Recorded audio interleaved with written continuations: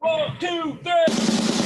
Welcome to the Rapp Report with your host, Rapp Report, where we provide biblical interpretation and application. This is a ministry of striving for eternity in the Christian podcast community. For more content or to request a speaker for your church, go to strivingforeternity.org. Well, welcome to the Rapp Report. Bud, you hear me okay? What? Yeah, it's kind of hard to talk when we got these masks on. You're muffled. Yeah, but I got my nice mask that I'm supposed to wear when I go out. You know, this is here. If you can read this one for those who are on Patreon watching the video. There's RC Sproul. Yeah, Yeah, you're wearing the shirt. What's wrong with you people? I got the Billboard T-shirt on. So yeah, we're wearing these, in honor of our special guest here. But what's your mask say? Well, on a backdrop of the flames of perdition is the word repent. Repent. Repent. Yeah. So you wear that out, and people ask you what they got to repent of. It hasn't provoked anything so far. You're not wearing it enough. Even greater social distancing. You put this on. The thing is, with mine, people that don't, if you have to wear this mask, you're going to suddenly go, oh, look at that. What's wrong with you people? That must be referring to the people that wear masks. But in case, let me take this off so I could be heard a little better. You sound better, actually. Can you hear me better now? Oh, wait. What have you got now? Oh, I'm sorry. I still have another mask on. That's John MacArthur saying, go home. Is that? Oh, let me take that one off. How's that? Is that better now? How about that one? Oh, yes. See, I got Kenneth Copeland blowing away COVID because he blew it away and it's over. It was done. Yep. Yeah. It's done. So we're going to talk today about masks, whether we should wear them. Obviously, as you could already tell, that one of the big problems is you can't hear anybody that's wearing these masks. and Anthony, one of the most severe results of all this, the effects, you don't see people smiling anymore. Yeah. I was going to say, every Ray Comfort constantly says I judge people by their teeth, and I can't do that anymore. Everybody's wearing masks.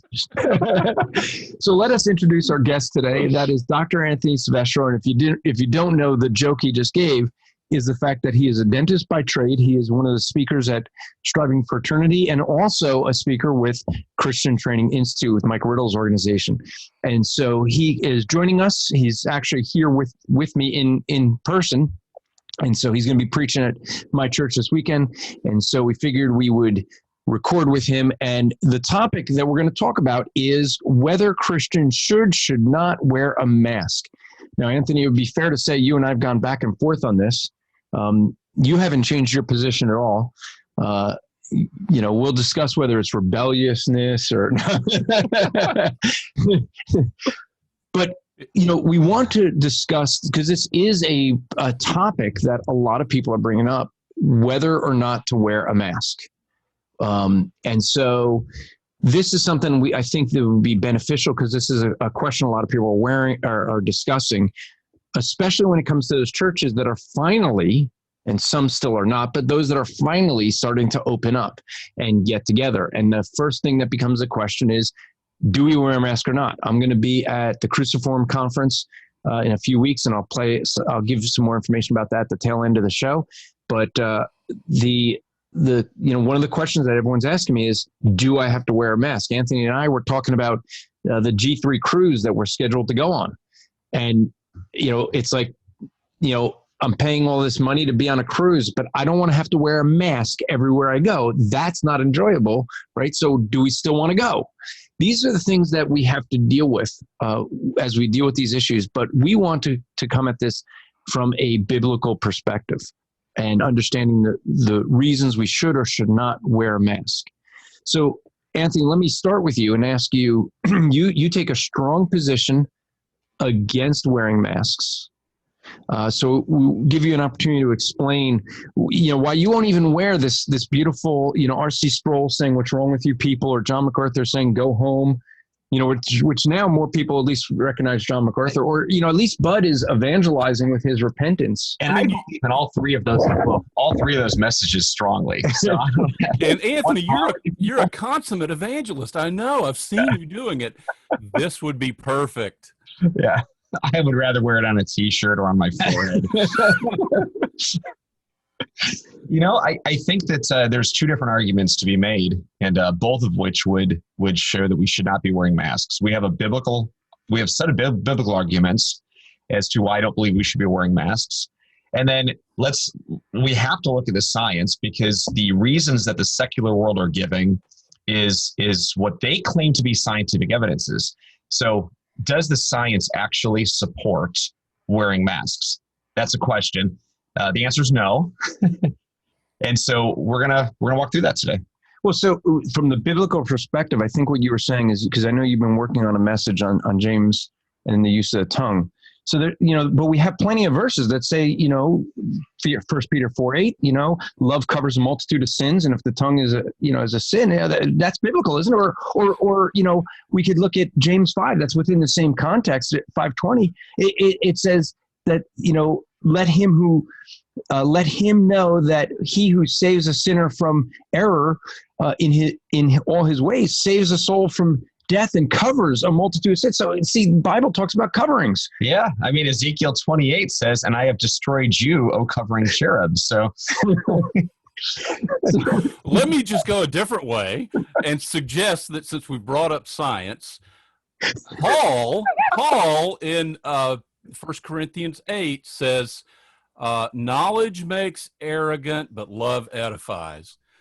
So that might be a response to that. We've got scientific knowledge, which is highly contentious, even in the secular arena. But we also have Jeremiah 3:25. Let us lie down in our shame and let our humility cover us. See, that's talking about covering. See, so it is biblical to cover. No, if we're just going to do battles of the Bible verses, I got to get my iPad up. These are clearly not talking about coverings, meaning masks. These are not the way to interpret Scripture. No. Yeah, that sort of has an atoning quality to it, I think, is what that implies. Yes. But a more serious note, though, we will get to what should be, I think, a biblical perspective that we would have on this. I think there is a passage of scriptures that we can use without looking for the word covering and then trying to, make things up. But let's start with the science and then move to the biblical. So, Anthony, your background as a dentist, yeah. you in your role as a dentist have to wear a mask when you're working with a patient, and you have for years. A lot of people don't know some of the background, what doctors understand about the mask. So let me ask you, how often do you change your mask and why? Yeah. So I want to preface your question by saying this. Dentists have been wearing masks since the early 1980s, as well as gloves. Yeah. Well, some of us actually remember, and this is beyond Anthony's knowledge. He doesn't understand, but there's some of us that can still remember the taste of our dentist's fingers. My dentist as a child was obviously a tobacco smoker, and I could taste it when he stuck his fingers in my mouth, and he didn't wear a mask. You have no idea how many patients tell me this. Older patients tell me this. Notice I said older patients tell me this. This whippersnapper, I'm not sure. Taste the cigar smell. Yep. On their hands. So yeah, this goes certainly it goes back a long time, but yeah, so masks have been worn since the early 80s. It was really the AIDS scare that caused this to occur. And it was a fear of AIDS and HIV that caused this. And I'll tell you, we know a lot more about HIV today than we did back then. And there are certain protocols that are in place in medicine that are really good as a result of that scare. And there's some that probably are not really helpful. Having said all that, dentists understand aerosols probably better than any other medical profession. Now we've got commercial aerosols, right? So people who work in factories, and there are certain masks you have to wear for aerosols there. If you're working with leads, if especially with like lead, the old lead paints. Now, if you're working with different chemicals, there are different types of masks and filtration systems you have to not only wear, but the room actually has to have certain filtration systems. But in medicine, when we're talking about bacteria and viruses and fungus, which is what can infect us, right? We're not talking about the heavy metals and different things that are in regular industry. When we're talking about these biological issues, now when we talk about dentists, we understand aerosols better than literally anybody in medicine. We've been dealing with aerosols since the 80s. We have literally 40 years of research of aerosols in understanding what aerosols, what they are, how far they can travel, what travels in them, and what our masks actually do. Now, it would shock people to know this. When we wear masks in the dental office, number one, it is not about protecting ourselves against aerosols. We've known full well all these years that aerosols go through masks. This is known. Go ask your friendly dentist or your friendly doctor, unless they've bought the Kool-Aid, but ask them what the research has shown for the last several decades, and they will tell you this. The reason why we wear masks as dentists is to block the splatter. Because as we know, as we're drilling on teeth, as we're doing surgeries in the mouth, there are times that you get blood splattering. And it does stop the blood splatter. But this, I give this as a backdrop, Andrew, because you asked the question about in terms of their effectiveness, right? And here's the issue is what do the masks actually block out and what do they not block out? How often do we exchange the masks was your first question. The moment you sneeze or cough into a mask, you are to change your mask. When you are in the middle of a surgery and you start to get blood splatter up on your mask, the first chance you get, you change your mask. Why? Right? That's the question. Now, why is it? Well, it's very simple. When you cough out or sneeze out stuff, you've got mucus particles, you have saliva droplets, and there's going to be bacteria and fungus and viruses that can and are attached to these droplets. The problem is that if you took a couple drops of water and put them on your desktop and then took a fan and blew the fan over that droplet of water, how long does it take before that droplet of water aerosolizes? 15 seconds, 30 seconds. I mean, think about this. When you wash your hands in a public bathroom and then you go to a public dryer, right? You hit the button and you wipe your hands and it blows air and it dries. A little bit's the heat, a little bit's the air moving. How long does it take for your hands to dry? 15 to 30 seconds, maybe? Guess what's happening in your masks? You cough or sneeze into it. Your droplets dry within 15, 30, maybe 60 seconds.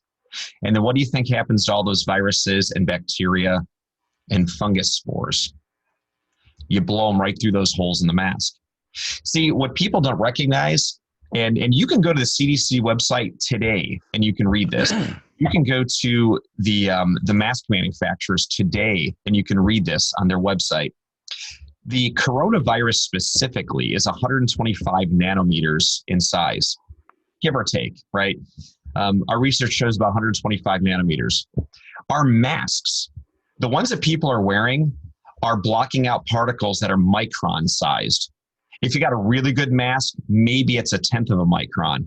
But the reality is that coronavirus is literally 1,000 times smaller than the holes in the masks that most people are wearing. That makes it sound like it's not really going to protect very much. Well, that's the point, right? That's the science of this. And so the media, and I've traced this because I was starting to do live Facebook videos back in early April on this subject. At first, the media was lying to people. They were saying that coronavirus is some mega-sized virus. And so they were claiming it was in the micro-sized particle range. And just for anybody who doesn't know the math, let me explain it to you. You've got a meter. Then when you take wait. We're in America. We do things by foot.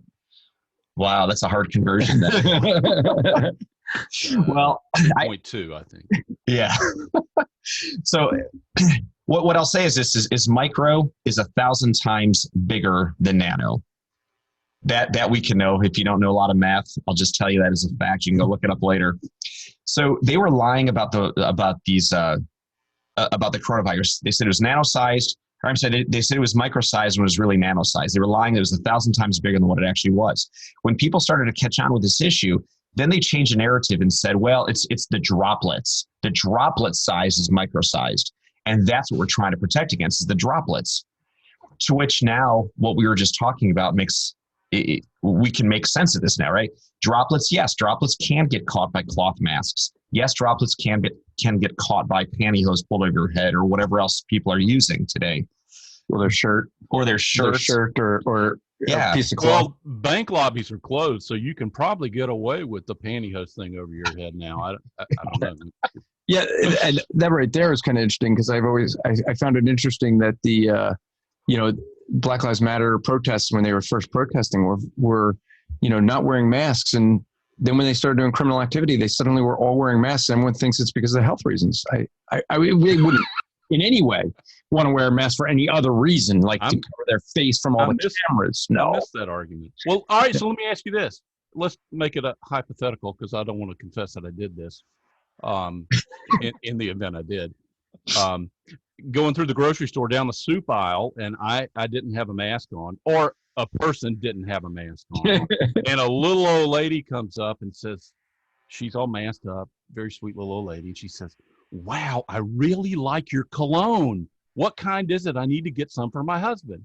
And I said, "Wait just a second." Or the person may have said, "Wait, do you realize you could smell my cologne through your mask?" And she's like, "I didn't think about that." I guess cologne is much smaller than the virus. Yeah, actually it's not. Oh, well, that's not where I was going with that. Yeah. No, and that's what's crazy about this is it was just a month, maybe 6 weeks ago that we saw the California wildfires really breaking out, and you had the CDC as well as other organizations saying that masks will not help you with smoke inhalation. Oh, yeah, well, right? Yeah, I can buy that. To which all the scientists were saying, wait a minute, smoke particles are much larger than viruses, especially coronavirus, which is one of the smallest viruses known to man. So, yeah, it's really interesting. There's been some guys out there saying, wait a minute, if you can smell somebody's breath through their mask, is it really blocking viruses? The same way that that you can smell stench through somebody's clothes, right? If they're not wearing deodorant or it's literally the same logic. And so we look at the science, and this is what the science is actually showing. The holes in a mask are literally 1,000 times larger than the coronavirus. And so coronavirus blows right through it. Even the droplets, once the droplets dry within 15 or 30 seconds of being on your face, the virus blows right through the mask anyway. And so theoretically, if somebody wants to use masks to block droplets, the only way to do it is for you to carry a bunch of masks in your pockets that are decent masks, and you switch them out every time you cough or sneeze. But there's one other problem here. We also know in dentistry and medicine that you cannot wear a mask for a particularly long time. And the reason why is because water vapor tends to also break down the mask even further. So the mask already has pores in it. The aerosols just from our normal breathing, the water vapor, normal breathing, breaks down those fibers, creates even bigger holes in the mask on a microscopic level. So if we're wearing the same mask for several hours, let alone the same mask for several days, guess what's happening? We're blowing right in and out of this thing anyway. Well, So- and that's you're speaking of the the masks we're seeing so many people wear, those little blue masks that have they use in dentistry and elsewhere, where it's just like the medical masks, I guess. It's not one of these filtered ones, because we will get into the difference between vented masks and non-vented masks. But when we're talking about the ones where these disposable ones that everyone has, not the cloth, things like that. Because I think there is going to be a difference, right, between a cloth mask, the ones. I mean, I had 3 of these on, so this is really going to help me, right? Because it's got to get through 3 levels of mask here. But a mask like this is going to be different than those medical masks. So let me clarify. These are cloth masks. Even the medical masks that people are buying to wear, those are essentially cloth masks. Okay. So they're not filtered. They're not anything. They're a piece of cloth that is supposed to be more tightly woven, essentially, right? just to throw this out there, if you actually look at what's available in the stores that they're selling now, because at least here they're back in stock, you can go to the shelf and pull masks down. But if you read the box, it'll say does not provide protection for antibacterial, or is not antibacterial, antiviral. Well, and so you're mentioning that. What's the point? Yeah, I wanted to bring this up earlier because Anthony, yesterday you were at the store and you posted a picture of what the actual box says on it, and maybe it'd be good for folks to, because most people maybe not look at the box, but these, the store display where they're selling the disposable masks for people, and yet it clearly said what it should and should not be used for. So what did it say on the box? The manufacturer. Yeah, so this is literally the most common mask that is being sold out there. And it says this disclaimer on the back side of this box. This product is not to be used as, and it numbers several things. Number one, as a surgical mask to provide liquid barrier protection. Again, it says it right here. Masks that we use as doctors is for liquid barrier protection. It's not about aerosols. It never has been about aerosols. So let's be clear about that. Number two, in a clinical setting where the infection risk level through inhalation exposure is high. Number three, this product is not to be used for antimicrobial or antiviral protection or for infection prevention or reduction. Whoa. Infection prevention or reduction. Yeah, not good for antimicrobial, antiviral protection. Number four, it's not to be used as a respiratory protective device. And number five, for high-risk aerosol generating procedures. So this is the very mask that they're selling out to people. It's not the only one, but it's a major one, and they're all the same masks. This is the disclaimer that's coming on these boxes. So literally, people are wearing things thinking they're getting protected, and the box itself tells you this does not protect you against these things. So you've got right now, I think, I looked last night in anticipation of our conversation today. I think it was 33 states have mandated masks in some capacity, and the others may actually have metropolitan areas or particular counties that they're mandating it.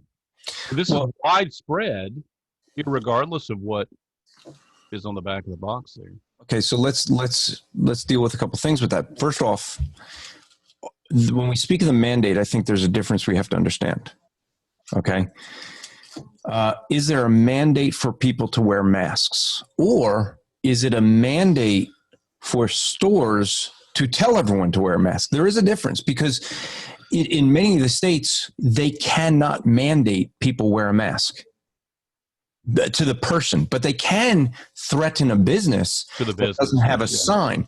So there is a confusion that we end up seeing here, because in the states, at least in my state, they can't mandate people wear a mask, but everyone thinks they have, because every store is required to have a sign that says you must wear a mask. So the thinking is it's a state issued order. And yet what the state actually says very clearly in the law is that if you have a medical reason, then you do not need to wear a mask. And further, they can't ask you what that medical reason is. That's actually in the mandates. So the mandate is actually for stores to put it up. Now, we're going to get to this later, and I mentioned this last week on the Rapp Report, but the reason is fear, and we're going to get to that because that's going to be a major thing. So, but I want to go with one other thing as well. Let me let you answer the mandates first, and then I want to go into different types of masks. So, what do you think about these mandates and why we see this universal? Oh, I think it's fear mongering. Honestly, I think it's virtue signaling, and I think it's people that just don't have the knowledge base. I mean, here's the reality. I have friends across the country, doctors, dentists, and others, and nearly everybody thinks this is ridiculous based on the research that we have had since the early 80s. We have tons of research about masks. Why is it that there's just a few that are being put in front of cameras and making it sound like masks have protections for people? This is what's really, really puzzling. And then you've got politicians that have gotten involved. But I've said from the beginning on this, this was never about science. It has always been a political agenda. Mm-hmm. Because the policies have been political, and we saw this bear out. We saw this bear out with the rioters. They're saying, well, rioting, you can't catch, you have a low risk for coronavirus. They're not worried about rioters, but you got to wear them when you're in stores. Yeah. Right. I mean, how does this work out? And that wasn't the only one. There's a number of things that we saw that clearly this is a political type agenda. Again, I just mentioned earlier about the smoke inhalation in the forest fires. These masks aren't going to stop the smoke from coming in your lungs, but yet viruses are much smaller. Yeah. Coronavirus. Which is not to say, and I don't think any of us will deny the fact that this is a legitimate disease. It's a legitimate threat. The problem is it's not nearly the threat that everybody said it was in March. We don't have millions of bodies stacking up in the street as a result of this plague. For those that have conditions maybe that predispose them to it, to be lethal, and the elderly, it seems, are the ones that are most drastically affected by this, then you need to take some personal responsibility, be prudent, and do what makes sense. But you're right in assessing this political motive. They leapt on this. Yeah, and I think we'll get to this more in a bit but you're right in the sense that they were, here's the epitome, right? Trump, there's video of Trump walking up. He's got a mask on. He walks up to a microphone. Before he gets the microphone, he takes the mask off. We don't see the microphone, I guess it's there. But, the people are like 20 feet away from him. Okay? They're criticizing him because he takes the mask off to talk to the reporters. Yeah. Okay? But there's a video that was out there, probably taken down by now, where they had Biden walking up to a stage without a mask, but when he got on stage, he put it on. He was just as far from people. So right there, you see they're criticizing Trump for not wearing a mask when talking to reporters and trying to kill them, and Biden, who's clearly doing it for a show. Yeah. Because he was walking around without the mask, but it was when he got up to the stage, he's putting it on.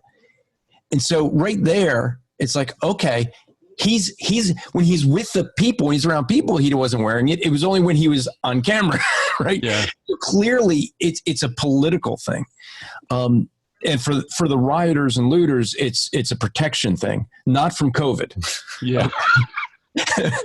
but I want to talk about different types of masks, Anthony, because there was something you had said that was interesting to me. Was when I had to travel, and now that you're getting flying again and traveling and speaking at different events, the thing that got me was that they required a mask, but it couldn't be a mask like I had, which was a vented mask.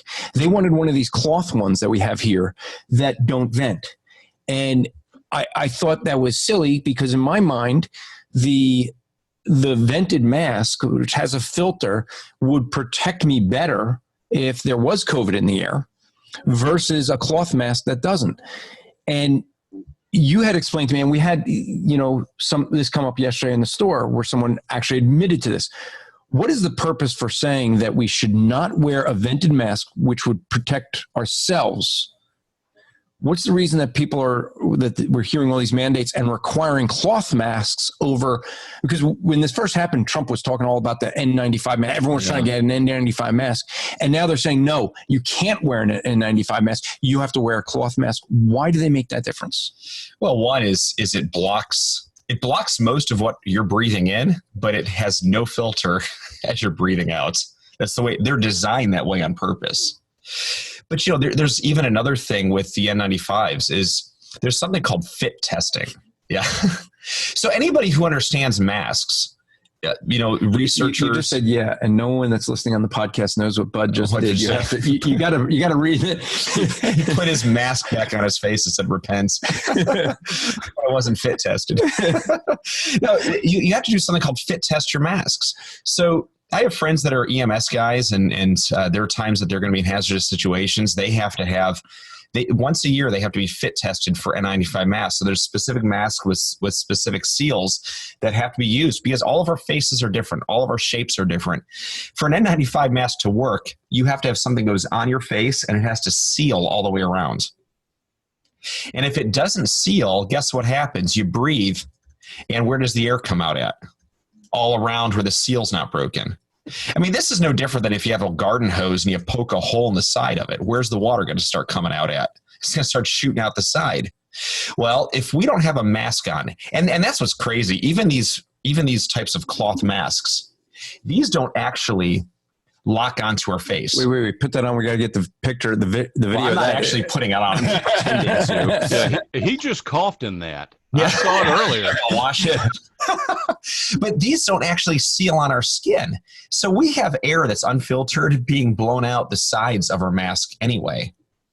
And even when you're wearing the so-called medical masks, as you're walking around grocery stores and whatnot, these aren't fitted to your face. They're blowing out the sides. They're blowing out the bottom through your chin. I mean, feel it. Start talking or breathing through these masks and start feeling around. And you'll see air coming out everywhere. Okay, but the argument that we made is that it's going to block some of it. It's going to reduce some of it. Now, they're trying to say, well, we got to stay 6 feet apart, social distancing, because that's how far if you have COVID and you sneeze or cough, the aerosol can travel that far before it falls to the ground. And so that's why the 6 feet distancing, and the mask is going to bring it down to 2 foot or 1 foot distancing is the argument. So we should wear masks so that if we have it, we're not spreading it as far. Yeah, that's what they say. But again, we go back to the droplet issue that, yes, it can block droplets. It can block that type of heavy moisture until it dries, right? As we continue to breathe. So we cough, droplets get caught in the mask. We continue to breathe 15, 30, 45 seconds. It dries, and now the viruses are blown right back out. This is what's really interesting, too. This 6 foot rule, do you recognize? Now, there's I got to tell everybody here, there is zero research that supports a 6 foot rule. There's nothing. There is also zero research that supports some of the stats you're hearing today, which is you're 65% less likely to catch coronavirus wearing a mask and 75% less likely if you and the other person is wearing a mask. But I saw it on CNN. I mean, it's on the news. Yeah, I know. It wouldn't be fake news, would it? Yeah. Well, we've all been asking for these double-blind placebo studies that have been done to test this. This science has not been done. They have not done research on this. I can also tell you as a dentist, you can find these videos on YouTube, by the way. What they did is they simulated drilling on a patient. So water and all that kind of stuff. And what they're doing is this is part of OSHA in seeing what surfaces do we have to clean in a dental office to disinfect in between patients. And so as the patient's sitting there on the chair and you're doing drilling, what they did is they put red dye in, not that you can see, you can only see with a UV light, but they put a red dye into the drill water. So this is aerosolized stuff, same stuff that would be coming out of our lungs. And they were drilling on this dummy head. And when they got done drilling, just for a few minutes, they stopped the procedure. They shut off the lights, took out the black light to see where all the splatter went. It traveled 10 to 12 feet. So you're saying we need 10 to 12 feet? Yeah, I'm just saying don't tell anybody that. Now we're going to have to 10 to 12 feet. But this is... But even then, that's only because you had walls stopping it. I mean, we had 10 to 12 feet where it's slamming up on walls to the point that you can detect it, which shows that how much an office is supposed to be disinfecting the surfaces between patients. Aerosols go a whole lot farther than 6 feet. Some evidence shows it might be 25 or 30 feet for aerosols. So you're saying the science doesn't support the mask. There's another thing that you've talked about being with your background with the dentist office is that the way people clean surfaces are not doing anything as well. Because what we see people do in between every customer, you go to the grocery store, they spray something on there and then immediately wipe it down. Right? And that's supposed to be to disinfect. Does that actually disinfect? No. So let me tell you the process that we have to do in the dental office or in medical offices. Every bottle, if now assuming they didn't put something, a different chemical into to a different bottle to use, right? You're not supposed to do that with chemicals. It's against OSHA standards. So assuming that the chemical belongs to the bottle that it's in, every bottle is going to have what's called a kill time on it, which means that there's certain standards set that even tuberculosis, which is notoriously the hardest thing to kill on surfaces, we want to know what the TB kill time is. And whatever the TB kill time is, tuberculosis, we know that other things will be dead in the time it takes tuberculosis to be broken down and not be infectious. So every chemical has this. The fastest, quickest one on the market is ones that are made with pure hydrogen peroxide. To 0.5%, 1% hydrogen peroxide, and it's put in a stable form in this bottle. That has a 1 minute kill time for TB as well as coronavirus and others. Most of the chemicals that are used though in industry are actually 3 to 7 minute kill times. Now, what does this mean?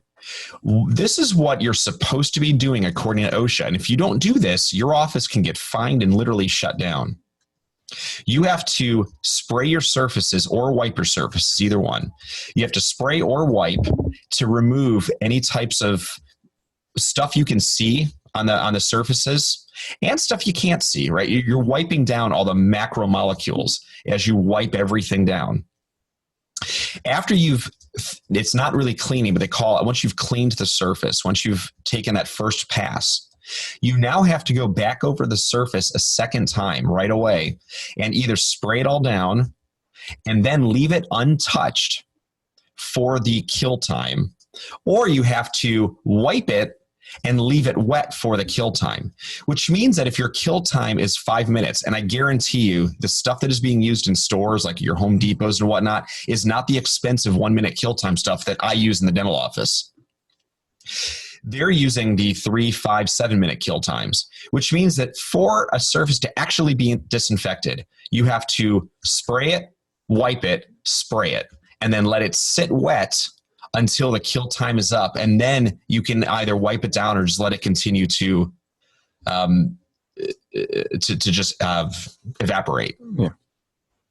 That's the reality. That's not what's going on in any stores at all.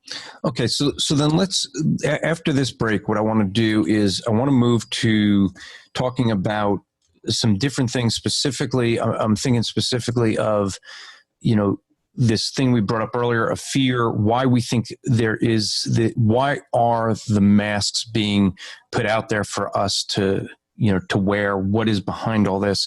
And then after that, we'll start to move to a biblical perspective right after this break. Unbelievers now have no excuse to misinterpret the Bible. Like they ever did? Interpreting the Bible has never been easier or less expensive. Get your copy of What Does It Mean to Me? This teaches and demonstrates the importance of biblical interpretation.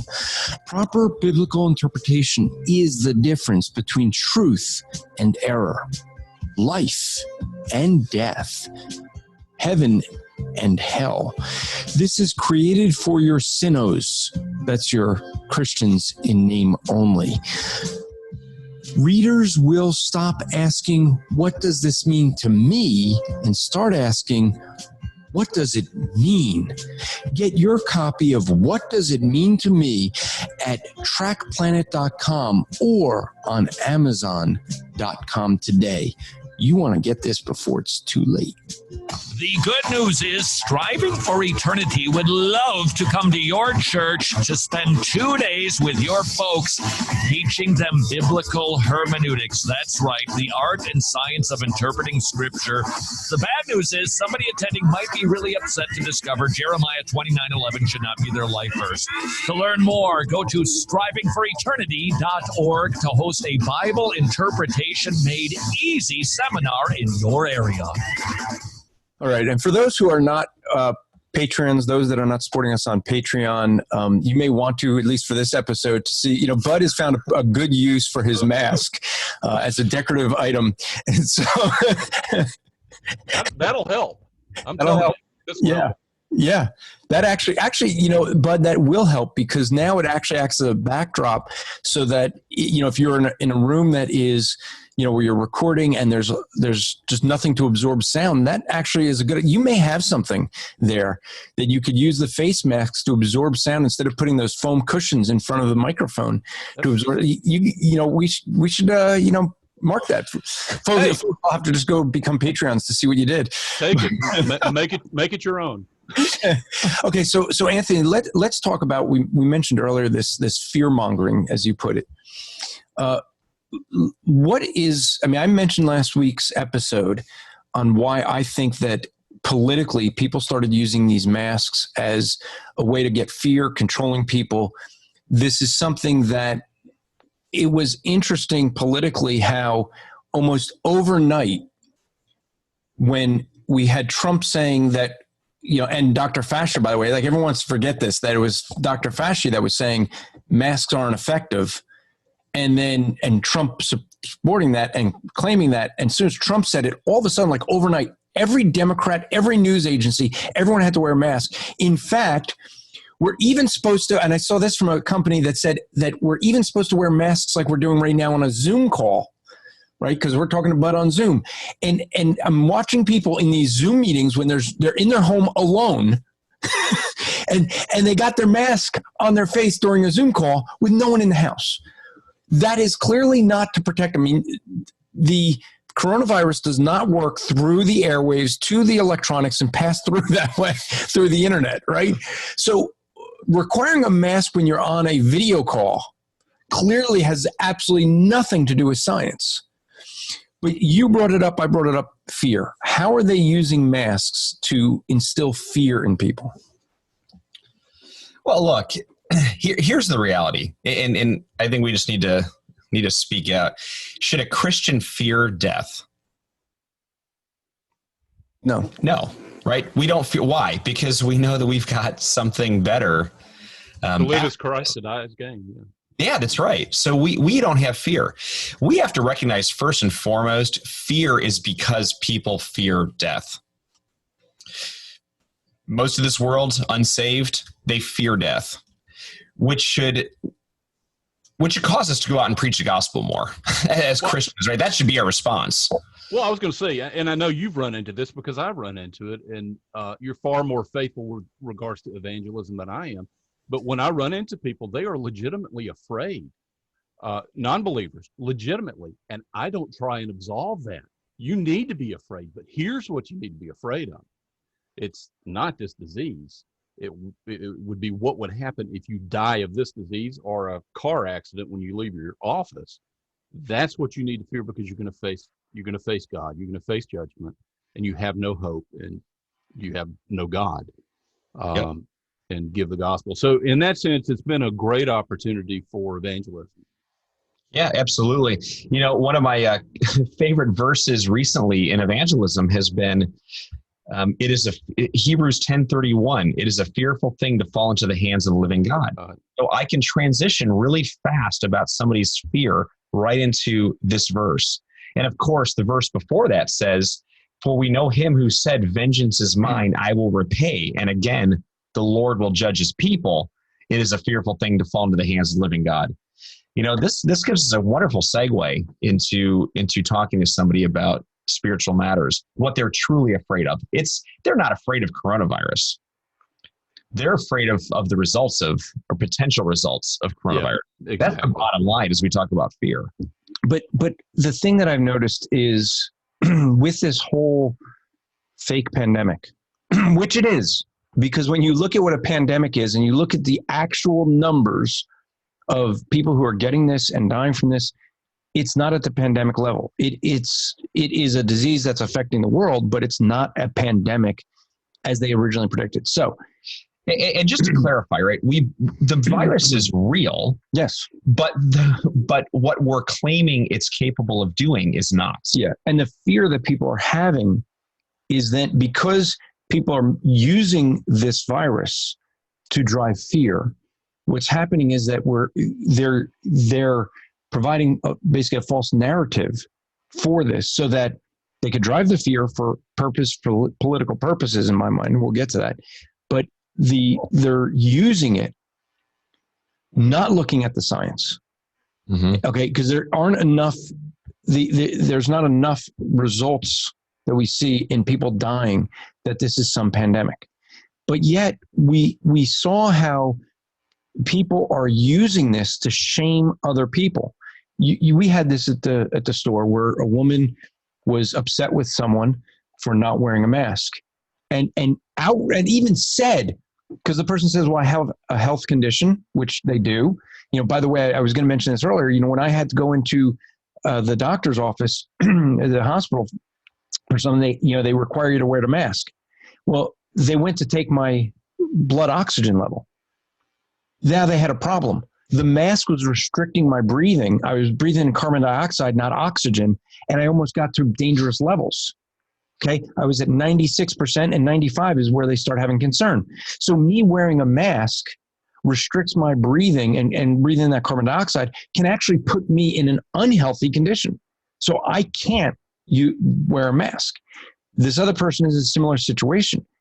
And you had someone that actually turned and said, well, you're not supposed to wear, because they were like, well, I can't wear a mask because of a health condition. It was, well, you're not wearing the mask to protect yourself. You're supposed to wear it to protect me.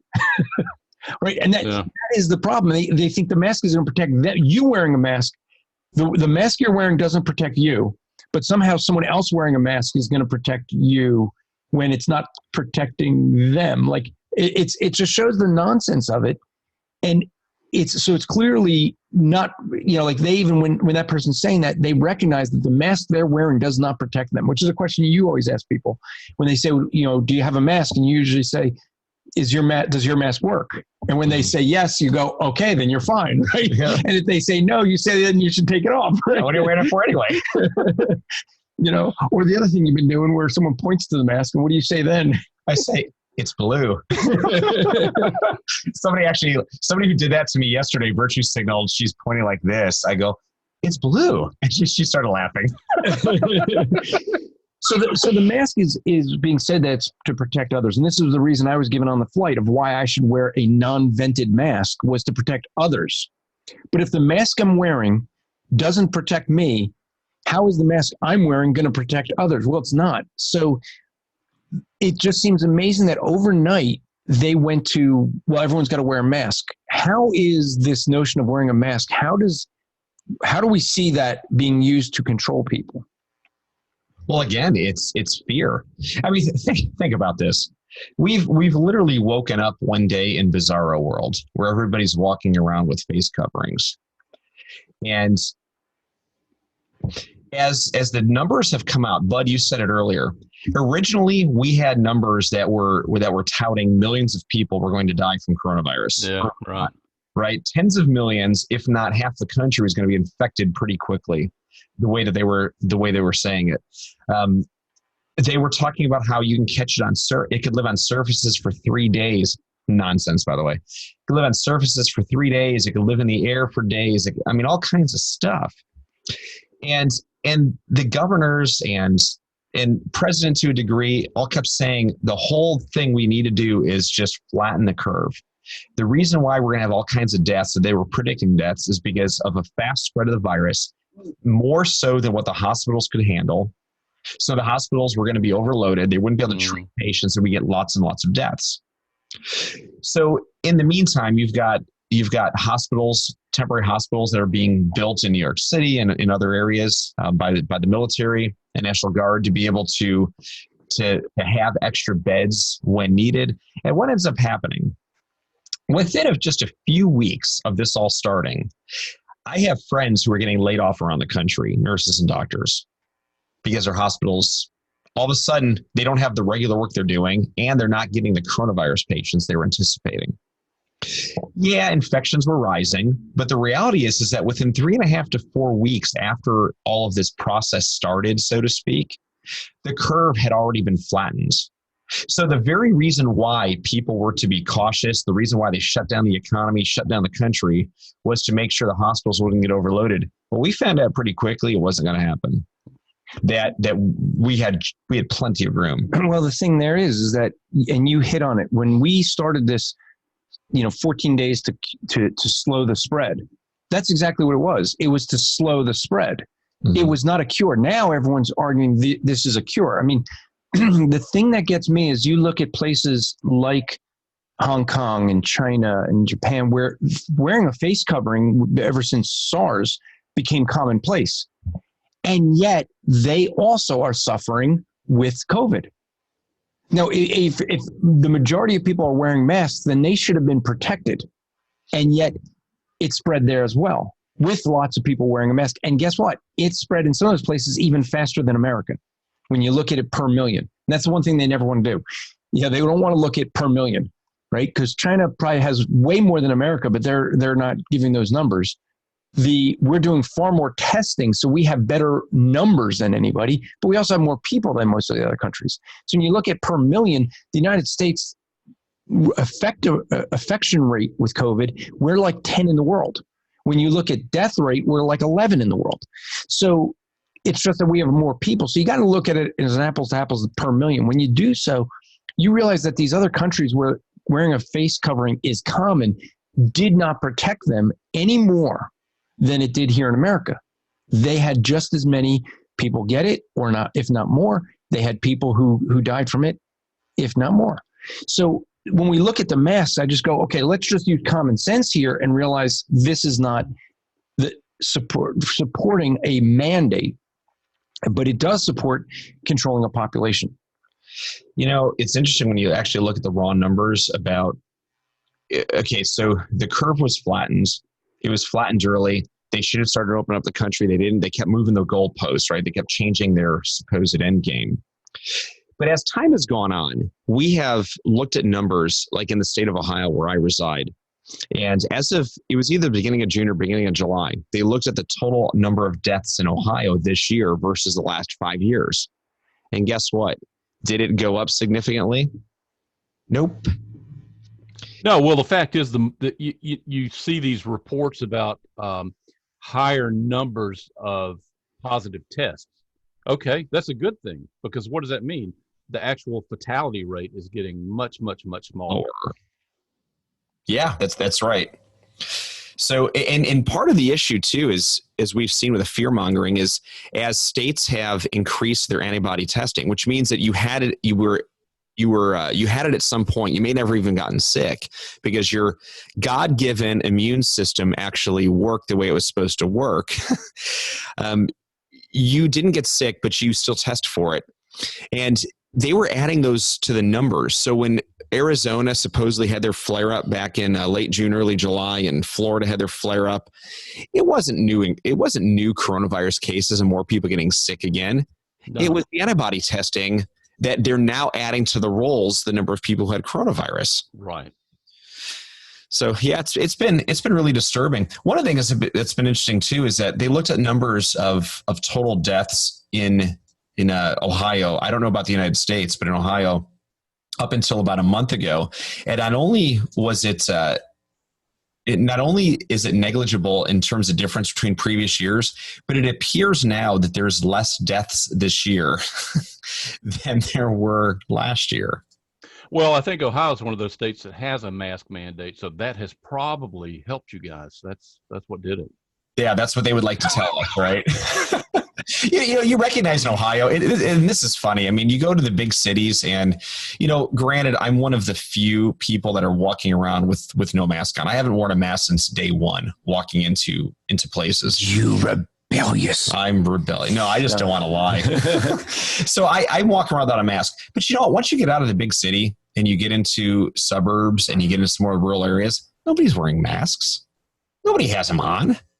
This is only in big city areas where you see people doing it. So, okay, so you brought this up. You said you don't want to tell a lie. So, does wearing a mask promote a lie? I believe it does, because that means I'm buying into the narrative in what the government and some scientists in front of cameras are saying. They're saying that these protect you. I know better. They don't. So I'm not going to lie by wearing a mask on my face. And I'm not going to, and it goes hand in hand really with fear, because that's the other part of it. Right? Part of this is a scientific response for people to see. And we recognize they're unbelievers, so they're not going to see it the way we do as believers. But the other half of it is I'm not going to live in fear either. Okay, so after this break, what I want to do is let's talk about a biblical perspective. We understand the science, not supporting it. And we know we're going to go a little bit longer here today, folks, but we wanted to give you guys some of the science behind it because that's what's being attacked.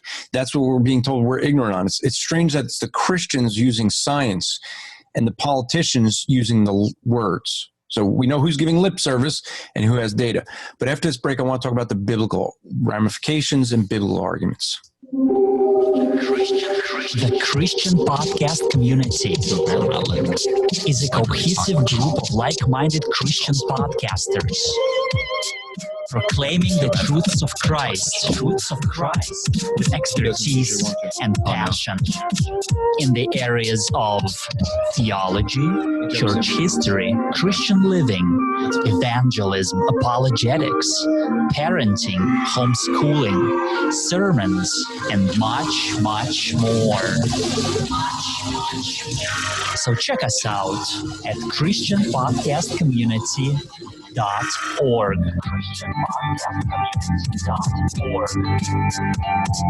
One stop for all your favorite Christian podcasts.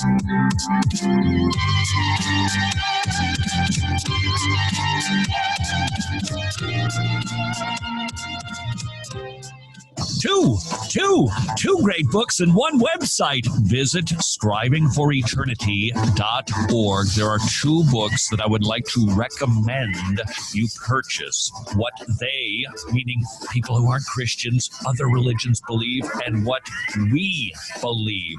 Systematic Theology Made Simple. Both are great resources, especially if you plan on witnessing to somebody. Strivingforeternity.org. All right. So as we come back, what I want to do is, I want to play something from Alistair Begg, and that might set the stage. I did want to ask you a question. I'm afraid but I think that if I ask this next question, you brought it up in the chat. I was going to ask this, but since you put it in the chat, I now have to mention it. This may be a whole nother show. You mentioned the masks today, vaccines tomorrow, mark of the beast later, conditioning. Okay. One of the questions I wanted to ask, and I know Dr. Silvestro's position on this, so I know it's going to be a long one, so that's why I didn't ask it, but now we have to. So really quick, Anthony, are vaccines going to be a magic bullet to solve this? No, no, and we are. So look, I'm going to say this. Here we go. Dr. Sherry Tenpenny is a good friend of mine from the Cleveland area. She is a world-known researcher, world-known holistic doctor. She's a medical doctor, trained medical doctor for years, went into the holistic side of things. If you read anything on vaccinations or against vaccinations, her name will be mentioned somewhere in the paper or somewhere in the research. And we are going to have her on in some shows here in the near future. On the Apologetics Live. Yeah, on Apologetics Live. Yeah. Maybe I'll have her here. Yeah, or maybe here too, to walk through some of these issues. There's a whole lot with vaccinations. I'm not going to get into all of it today of the harm that many of them cause. But I will tell you this, because unlike when you do Apologetics Live for me, and you do like a 5-hour show, which is supposed to be a 2-hour show, we're already. You notice this, bud? He comes on every show he comes on goes long. He just it's not my fault. Like in Apologetics Live, you have people in the comments are like, "Hey, let's go a little longer. Let's go a little longer." I'm like, okay, we're going to go a little longer. 3 hours later. But no, in all seriousness, there is the type of virus that coronavirus is, they don't work well in vaccinations. And what you're not going to hear unless you start going onto different websites to see the people that have been harmed by these types of, specifically this type of vaccine for this type of virus. Gardasil has been a vaccine that's been out there.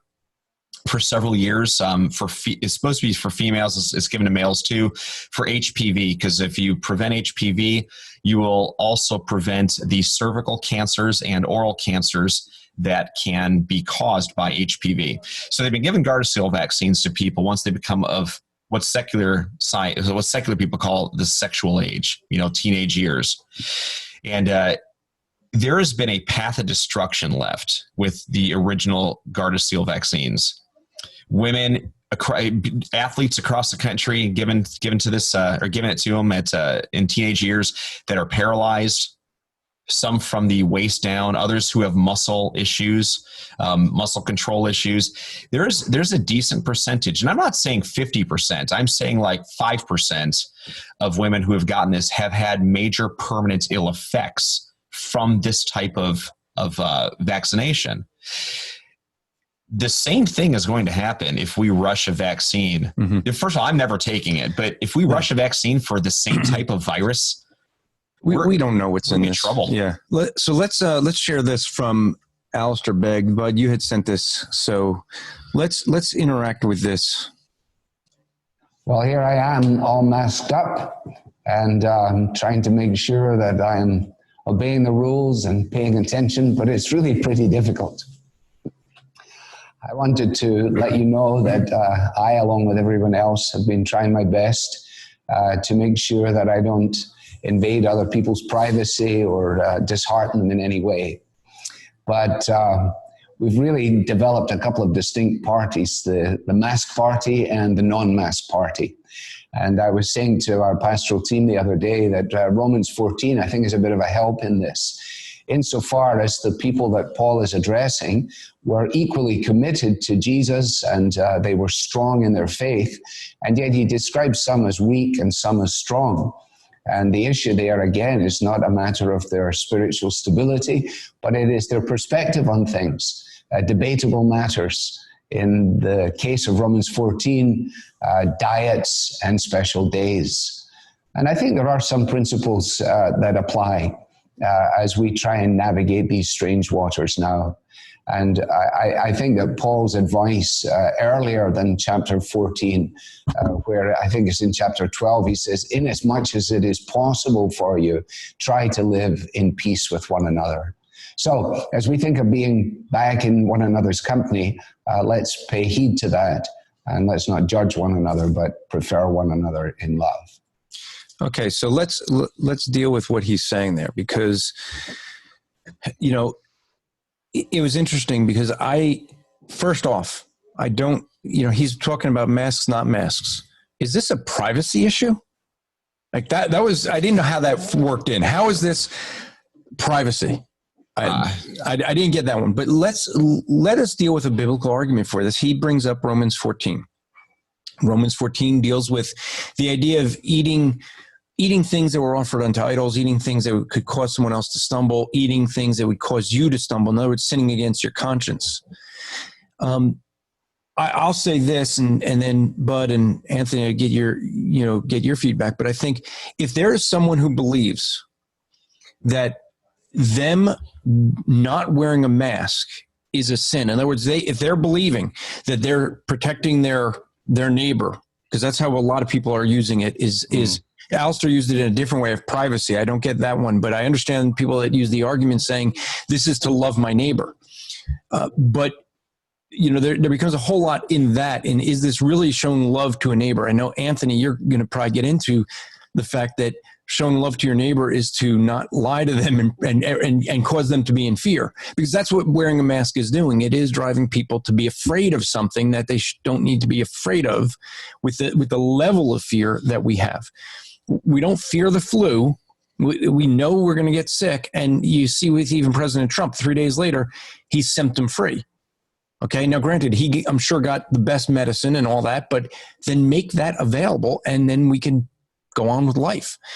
But what I end up seeing with it is, first off, if someone thinks they're in sin by not wearing a mask, then don't sin against your conscience. I'll say the same thing the other way as well. If someone thinks it's a sin to wear a mask, they shouldn't be encouraged to wear a mask. And I think that's what Alistair was trying to say, is we shouldn't be judging one another. In our church, I don't know about Bud for your church and Anthony for yours, but in our church, we don't have a requirement for wearing a mask. We have a set of seats in the center where people that don't care to social distance, don't care to wear a mask, they sit there. We have seats on the wings where anybody who comes in with a mask, we encourage them to sit there, because if they're wearing a mask, they're showing that they have concern. We've instructed folks that if you see someone with a mask, you keep some distance there, because it's showing respect to that person. And so we've set church up so that those that want to wear masks, they could be there protected. No one judges them. Those that want to wear a mask or don't want to wear a mask, they can all sit together. But this is the thing I would be looking at.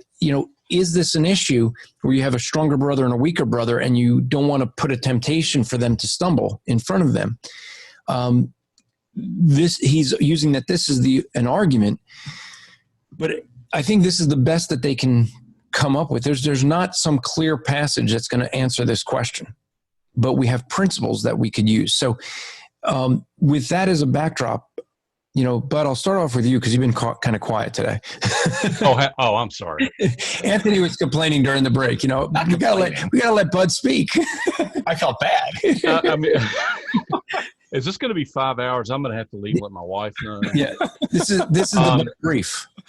I think that the issues are very complicated when you move it into the realm of what does it look like for me to be faithful.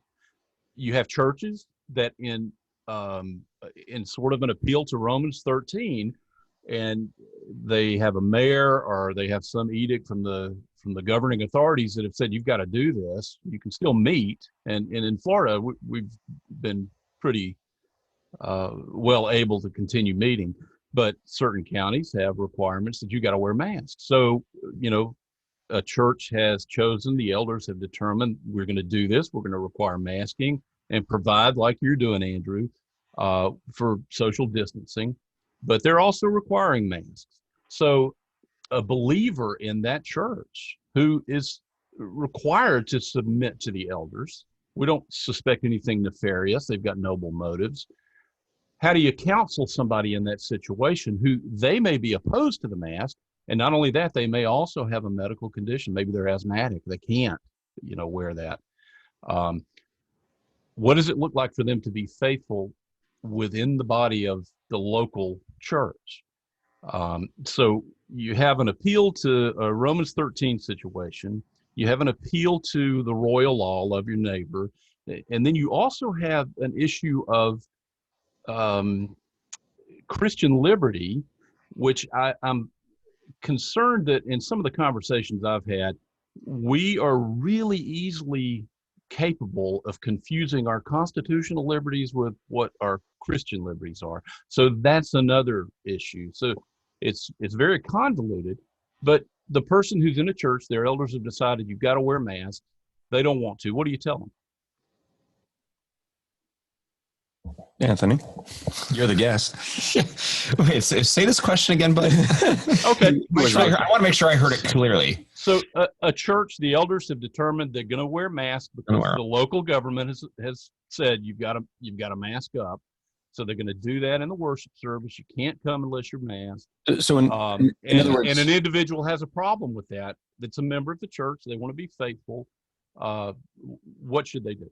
And let me ask this as a broader question. Is not wearing a mask a violation of obedience to your government, Romans 13?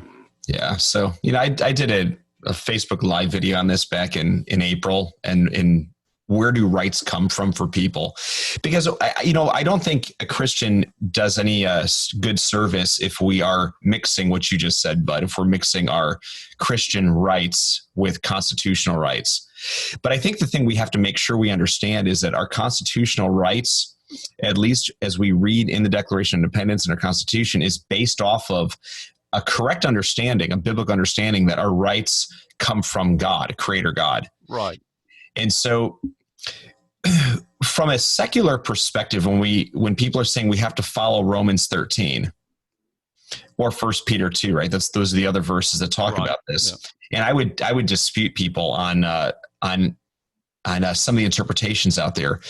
But here's the thing. If you're going to be submissive to the government at all costs, which again, I don't think is a biblical position, but if you're going to be submissive to the government at all costs, which part of the government do you listen to? What is the law of the land, our Constitution and Bill of Rights, or these mandates that do not have the ability, even if you pass them into law, to supersede the Constitution of the land? See, I think that even when people try to use the Romans 13 argument, it fails, because ultimately our Constitution trumps any law that anybody could ever make in this country. So that's one major problem. I think that any type of pastors that would make that type of mandate, we need to talk to them. I think they need to recognize their error in their ways, because again, from a constitutional perspective, that's a problem. Now, of course, I make the argument in Romans 13, 1 Peter 2, that we see, yes, we're to be submissive to government, but at the very same time that we're supposed to be submissive to government, God also says that the government is a servant of God, whose responsibility is to punish the wicked and allow the good to continue. I'm paraphrasing, of course, but this is what the government's responsibility is. When they are not carrying out that responsibility, we have now a responsibility to reject what the government says and follow God. Now, where that fine line sits, we can debate. But I do see that dichotomy there that has to be dealt with. Yeah. And I've seen way too many people from the beginning of this just say, bow down to government, bow down to government, bow down to government, without really thinking through this at all. And unfortunately, a lot of pastors have done this as well. When it comes to Alistair Begg, I'm very disappointed with his response, by the way, in throughout this entire process. I live in a suburb of Cleveland. I could drive east 45 minutes and attend Alistair Begg's church, or I could attend the church I attend, which is 25 minutes west, and it's a small Reformed Baptist church. So I could go to either one. We live under the same so-called we live under the same so-called mandates in Ohio, same governor, same area of town in the Cleveland suburbs. So we live under the same rule. Why is it that some churches didn't close at all? Some Baptist churches, they just kind of went under the radar and didn't close. Why is it some churches like ours said, you know what, let's give the benefit of the doubt. Let's close for a few weeks. Let's see what happens. And once we recognize that this was tomfoolery, especially with the whole flattening of the curve and seeing that they didn't really care about flattening the curve, right? The curve was flattened and they still wanted to hammer down more on Ohioans. Our church and many other small churches decided to open. We went through Romans 13, Romans 14. Our elders put out a statement regarding their view on these passages. And that in Romans 14, look, yes, if you want to wear a mask, wear a mask. If you don't want to wear a mask, don't wear a mask. Don't violate your conscience. We have areas of the church that are sectioned off, that if you don't want to be around people, you want to maintain a social distance, here are places you can sit where people without masks, they won't sit there. So we've established all those things. I'm just disappointed a guy of the stature and clout as Alistair Begg took 5 months longer to come to that decision than a lot of faithful small church pastors have done across the country. Yeah, and I think the thing is that you see a lot of these well-known preachers, pastors, who are criticizing people while they're saying not to judge, and yet they were being critical of people who were saying, you know what, we want to keep meeting. And so, yeah, I do have some concern there as well. Yeah. And I will say this. I mean, I was really, really hoping for MacArthur to open early. I was disappointed that he didn't. I was disappointed it took so long. The thing I have learned through this process, though, is John MacArthur, he played everybody. I mean, he was a chess master. He and his elders were a chess master in how they handled the situation, because they literally gave all the grace they could possibly humanly give, to the point of being completely above reproach in how they handled the governor and handled the situation in California for months. Literally blameless. And while they did this, they got all their ducks in order behind the scenes, with the federal judges that are elders and attend church at his church, the sheriffs that attend at his church, all the people of power. He got all that stuff in line, everybody on board, ready to go, including a phone call from President Trump that we all knew about several weeks before he actually said it out loud to mainstream people. He methodically got this all done in order so that when he came out, he was ready. And so when a couple of weeks ago, when the court came out with another ruling saying, "Oh, you need to close," and I have people calling me asking me, "So you think MacArthur's going to close this Sunday? You think he's going to close again?" I'm like, "No way. He's in this. He's so in this right now because he spent all this time preparing, getting an order." Yeah. And I think what MacArthur did is vastly different than Alistair Begg did, who just didn't bother opening because he was kowtowing to the fear-mongering going on. And the way that MacArthur did this, with the way he opened, one, it became national news. Two, it became an encouragement for other churches, which is why he did it the way he did it. But there is a difference. There are other churches that tried to open up and got, in trouble with the government. They have lawsuits, and they lost because of their arguments. What is MacArthur's argument? His argument is not for the against the health issues or the mandates. He's actually arguing for the Constitution. Yeah, it's the First Amendment. Correct. Yeah. He's arguing with the Constitution, and that is what's making it difficult, because the way they laid out the argument, the government cannot go against their own Constitution. It's in the Constitution. We have the right to assemble. And that argument is one that they're having a hard time with. And because of this will then set the precedent where every other church can argue to open up based on the First Amendment. And one by one, they're going to fall. We're already seeing governors where the Supreme Courts, the state Supreme Courts, are overruling these mandates that they're saying they're too far reaching. They don't have the authority to do these things. I think these things are going to continue. But when we look at this biblically, oh, it looks like you were gonna say something before. Yeah, I mean, I just wanted to read the First Amendment for people because this is what MacArthur is using. Here's the First Amendment. Congress shall make no law respecting an establishment of religion or prohibiting the free exercise thereof, or abridging the freedom of speech or of the press, or of the right of the people to peaceably assemble and to petition the government for a redress of grievance. That's literally the language of the First Amendment. So this is what MacArthur's going towards is this proper understanding of what the rule of the land actually is.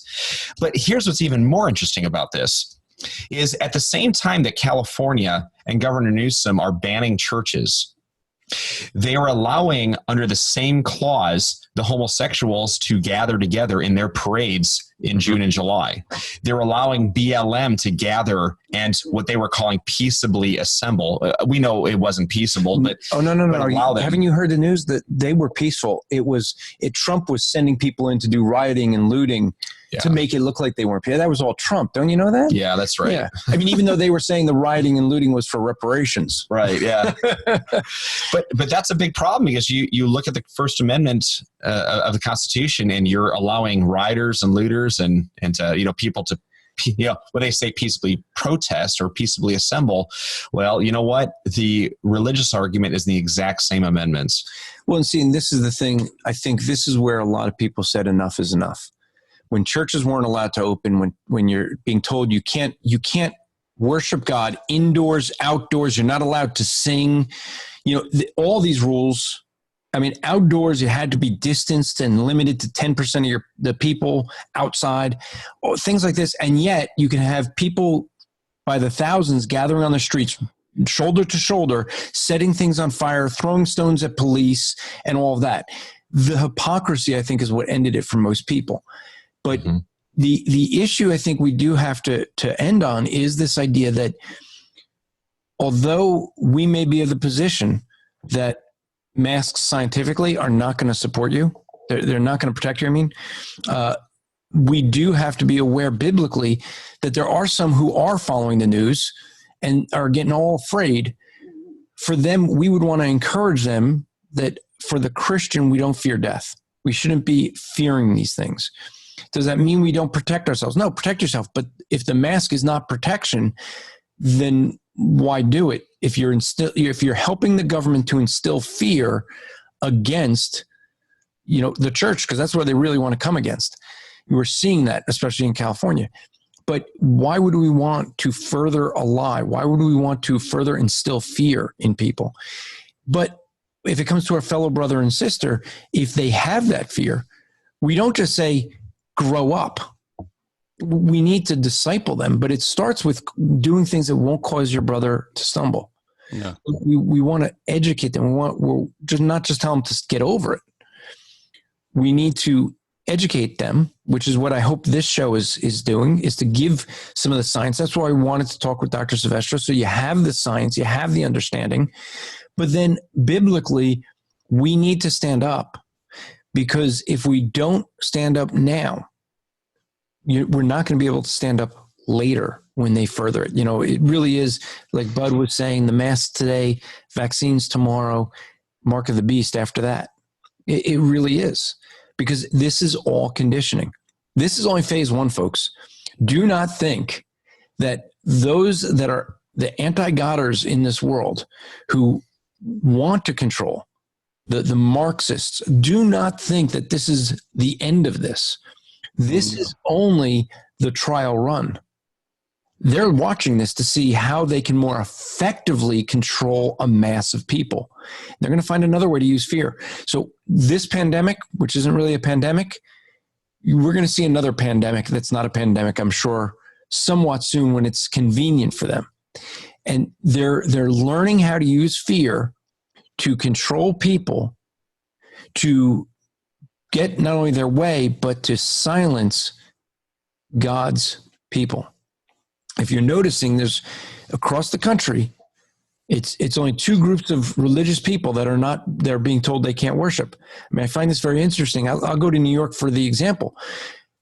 Resurrection Sunday came about. Churches can't be open. They were warned, you cannot have church open. They're going to arrest people, all this. Most recently in New York, just this week, you're seeing protests in New York, which somehow those protests have to be immediately stopped. The police are coming in and stopping it right away. Why? Because you have a lot of Jewish people that are being restricted for the Jewish holidays, and they're being told they cannot serve their God. Okay, they're not allowed to worship on a holiday. But when it was Ramadan, you know what New York did? Ramadan not only set up like 70, 75 places where they could get halal food, the city, what happened to separation of church and state? The city provided food. They can cook in their homes. They didn't need, there's no other restaurants, so they provided food. They even went into the mosques. The mayor went into the mosque to mark out where people can kneel and pray that's far enough apart. Wait a minute. The churches can't gather. The synagogues can't gather. But the Muslims, the city was coming in and helping them. So this is not a cross-the-board thing. This is clearly targeted to specific religious groups. And so this is, I think, an issue where Christians do need to stand up and say enough is enough, kind of like MacArthur did. Say, look, we've tried to do all we can to honor the government, to love our neighbor, but at this point, this is something else. Now this is something where it is more than just our religious freedoms. It is the controlling of people for a system of government that wants to end Christianity. We need to stand up now. Anthony, any last words you have? No, I think you guys have said this best. This is literally a test run for what else the Marxists want to do in this country. I think they've known that fear is the way to be able to control people the quickest. And to watch how many people folded so fast and for so long has given them an unbelievable blueprint to do exactly what they want to do in the coming years. Bud, any last comments from you? No, I would just say we have to recognize that there is a spiritual side to this, and we have a sovereign God who is for his glory, for our good, those that love him, allowing this to go on. And there may be watershed moments that come along, like I think MacArthur and that whole situation could be, that we need to be very keen about and be in prayer for those things, because we have an enemy and he is the God of this world, and our Lord is allowing all of this to go on. And we need to prayerfully and biblically consider what's it look like for us to be faithful through the midst of this and continue proclaiming the gospel. But I would just mention, I'm still, that verse, I think, from the Message Bible in Exodus, thou shalt not covet. I think you meant cover. Cover? Oh, covet, not COVID. Oh, yeah. Never mind. My bad. Well, here's what we want to do in closing out. We're going to be done, but this is a wrap for the Rapp Report. However, I did do an interview, and I want to play that interview now on about a conference that is coming up shortly.